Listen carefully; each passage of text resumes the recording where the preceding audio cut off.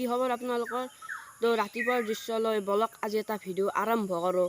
আমাৰ গাঁৱত কি কি আছে, তো লেটছ গো বলক।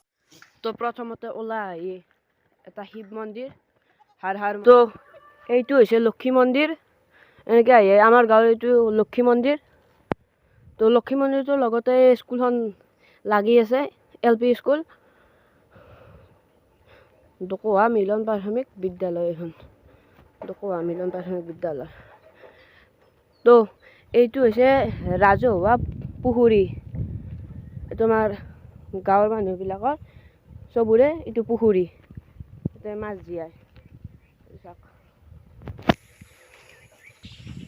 তো ইয়াত ভঠেলি হয়। কি মাহত বা আছিল, কি মাহত আছিলে এবাৰ দিয়ক। ইয়াতে আৰু ভঠেলি হয় আৰু মুঠৰ ওপৰত ভঠেলি হয়।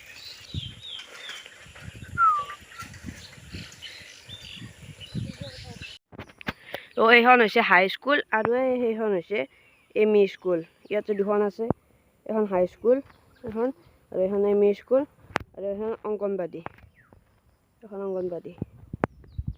মজা। আৰু বলক আৰু আগৰ বাগে আমাৰ গাঁৱত আৰু এটা বিখ্যাত বস্তু আছে। সেই বস্তুটো কি আপোনালোকক জনাম লাষ্টত, চাই থাকক। তো এতিয়া যাই আছোঁ এটা মছজিদলৈ। তো ভিডিঅ'টো চাই থাকক। আহিছে এইফালে পথাৰ, কি মজা। আৰু আছে এইফালে পথাৰ। ৱাও, ৰাতিপুৱাৰ দৃশ্য মজা। ৱাও। তো বলক লেটছ গো। মোৰ লগত আছে বলক। তো এনেকৈ আহি এইখন আৰু পাঠশালা স্কুল এখন, LP স্কুল এখন, আৰু LP স্কুল দুখন হ'ল। এখন LP স্কুল। এই মছজিদটো ভাঙিছে যদিও আৰু বনাই আছে। এইটোৱে মছজিদ আমাৰ গাঁৱৰ। তো হিন্দু মুছলমান বুলি আমাৰ গাঁওখনত কোনো জাতিভেদ নাই।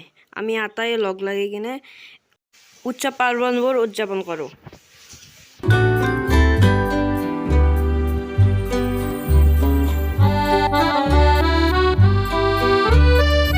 তো আপোনালোকে এটা কথা মন কৰকচোন, চাওক, চব মানে পৰিৱেশটো একদম সেউজীয়া হৈ আছে। তো এনেকুৱা পৰিৱেশত ভাল লাগে। তো মজা, যাই থাকোঁ। এখন LP স্কুল এখন।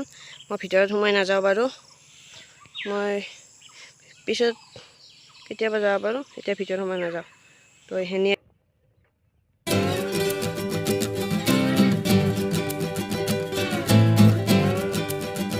মানে আমাৰ এই থানখনৰ এটা বিশেষত্ব আছে। সেই বিশেষত্বটো হৈছে, কাৰোবাৰ যদি মাত নোলায়, সৰু ল'ৰা ছোৱালী ইয়াতে আশাই দিলে তো মাত ওলাই যায়। তো থানখনৰ নাম হৈছে শ্ৰী শ্ৰী কেঁচাগোহাঁই থান। তো বহুত ডাঙৰ ইউটিউবাৰ আহি গৈছে, যেনে ডিম্পু দাহঁত, বেতাল দাহঁত, আৰু আহিছে মিথুন দাহঁত। তো বলক যাওঁ, কেনেবা আপোনালোকে কমেণ্টত জনাব। আৰু চাওক এইফালে মজা এখন পথাৰ, মজা ভিউ। তো বলক।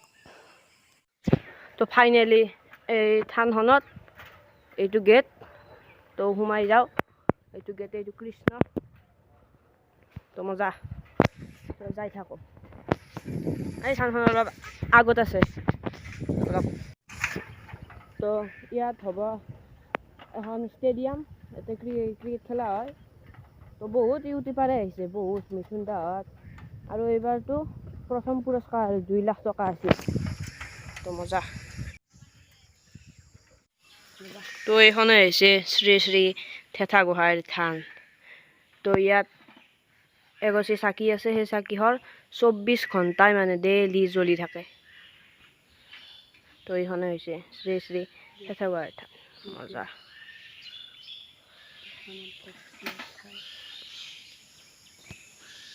তো এই তাত ৰাখিছে ৰামচৰণ ভৰালী, জুবিন দা আৰু বাঁহী বাদক। তো মজা। পুৱাৰ দৃশ্য, পুৱাৰ কাৰণে এই থানখনত এতিয়া মানুহ নাই, কিন্তু মানুহ আহিব। তো মানে মই যে কৈছিলোঁ এই থানখনত কিবা এটা বিশেষত্ব আছে। তো সঁচাকৈ আছে এই বিশেষত্বটো। এই চাকৈ এহেনডাল গাছ, এহেনডাল গছৰ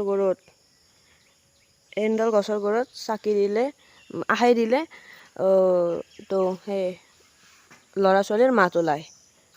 তো এইখিনি আছিল আজি ভিডিঅ'টো কেনে পালে চাই জনাব আৰু পিছত আহিলে দেখাম বাৰু আৰু এই থানখনৰ কি হয় কি বিশেষত্ব আছে আৰু যজ্ঞ হয় এইবাৰ 4 দিনীয়া যজ্ঞ হৈছিল নেকি এইবাৰ 4 দিন হৈছিল যজ্ঞ তো সেয়াই আৰু তো আজিৰ কাৰণে বাই বাই তো লাইক কৰিব শ্বেয়াৰ কৰিব নতুন ইউটিউবাৰ ছাবস্ক্ৰাইবটো কৰি দিব আৰু লাইক কৰিব আৰু বেছি ভিউ পাব লাগিলে শ্বেয়াৰ কৰি দিব আপোনালোকে তো জয় আই অসম জয় জুবিন দা আমাৰ গাঁৱত কোনো জাতি ভেদ নাই।